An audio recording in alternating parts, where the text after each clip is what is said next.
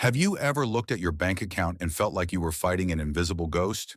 You know you should be saving more.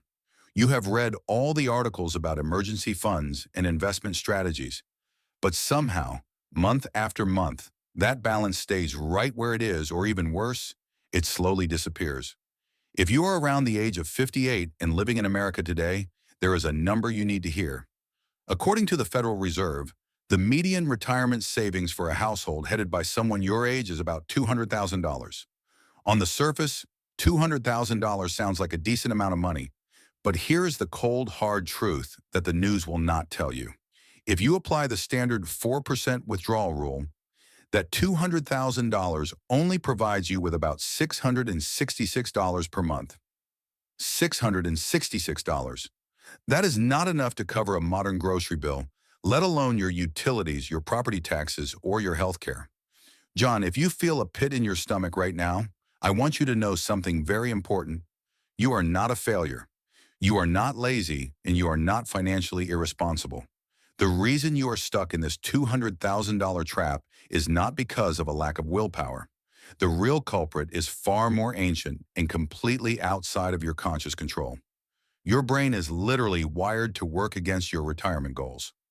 In the next 10 minutes, we are going to perform a psychological autopsy on your financial habits. We are going to look at the three invisible walls that are keeping you from the huge try you deserve. And more importantly, I am going to show you exactly how to hack your own evolution to break free before it is too late. To understand why you cannot save, we have to go back thousands of years. Your brain is essentially a survival machine that evolved in a world of immediate danger and scarce resources. When our ancestors found a beehive full of honey or a fallen animal, they did not think about saving 10% for next year. They ate everything immediately because there was no guarantee they would be alive tomorrow.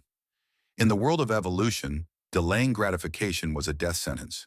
But today, you are carrying that same ancient hardware into a world of credit cards, inflation, and 30-year retirement plans. It is like trying to run the latest high-speed software on a computer from the Stone Age. The system was never designed for this. This brings us to the first wall standing between you and wealth, and it is called present bias. Present bias is your brain's tendency to value a small reward right now much more than a massive reward in the future. This is why spending $50 on a nice dinner tonight feels like a win, while putting that same $50 into an index fund feels like a loss. The dinner is real, it smells good, and you can enjoy it right now. The retirement fund is abstract, distant, and invisible. For your brain, the future version of you is essentially a stranger. In fact, brain scans show that when people think about their future selves, the same area of the brain lights up as when they think about a complete stranger on the street. You are literally asking your current self to sacrifice for someone you do not even recognize. But there is a second wall that is even more dangerous for someone in their 50s, and that is loss aversion. Psychologists have proven that the pain of losing money is twice as powerful as the joy of gaining it. This is why many people your age are terrified of the stock market. You remember 2008. You see the headlines about market crashes, and you decide to stay in cash because it feels safe.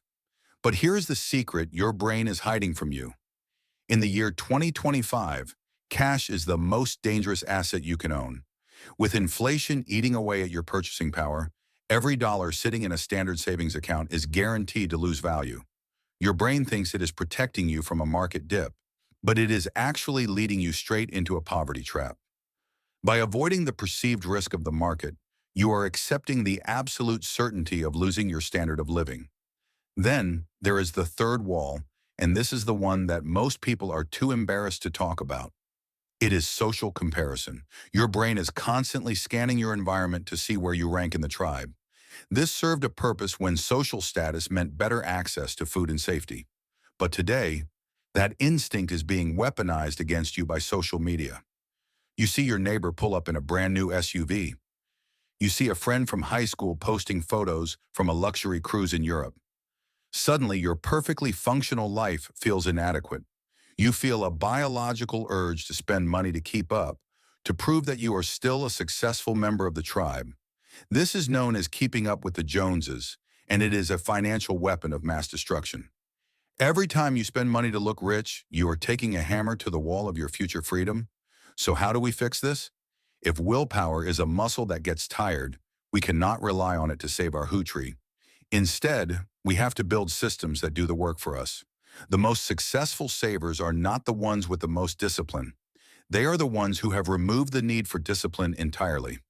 Step 1 is total automation. You must arrange for your savings to be moved before you even see the money. If the money never hits your checking account, your brain never has the chance to view it as a resource for immediate consumption. You are effectively tricking your Stone Age brain by making the future reward automatic and the current temptation difficult to access. Step 2 is what I call the one more year strategy. If you are sitting at that $200,000 mark and feeling hopeless, I want you to look at the math of compounding. If you have $500,000 invested in the S&P 500 and it earns an average of 10% per year, your money doubles roughly every 7 years. That means if you can find a way to work just a few years longer or work part-time to cover your bills without touching your principal, your wealth can explode. The difference between retiring at 62 and retiring at 67 can be the difference between struggling and living in total abundance. By delaying your withdrawals, you are letting the snowball reach its maximum speed. Remember, the first 100,000 is a grind, but the second million comes faster than the first. Step 3 is changing your environment. If your social circle is constantly pressuring you to spend, it is time to find a new tribe. Surround yourself with people who value financial peace of mind over social signaling. There is an incredible freedom that comes when you stop caring about the car in your neighbor's driveway and start focusing on the freedom in your own bank account. Real wealth is not what you buy. Real wealth is the ability to say no to a toxic job, the ability to help your grandchildren, and the peace of knowing you will never be a burden to your family. John, the statistics might be scary, but they are not your destiny. The fact that the average person retires with only $200,000 is a warning, not a sentence. The bar to be above average is actually very low. By simply understanding these 3 psychological walls, you are already ahead of 90% of the population. You now have the instruction manual for the machine that has been sabotaging you. You are not fighting a lack of character. You are fighting millions of years of evolution. And once you stop fighting and start building systems, everything changes. Do not let your ancient instincts rob you of your future. Take control of the software. Automate your future. And remember, tree is not the end of the road.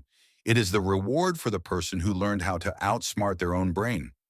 If you are ready to break through these walls and claim your freedom, I want you to do one thing right now. Leave a comment below with the word freedom. It is a small step, but it is a signal to your brain that today the rules have changed. Thank you for watching, and I will see you in the next video.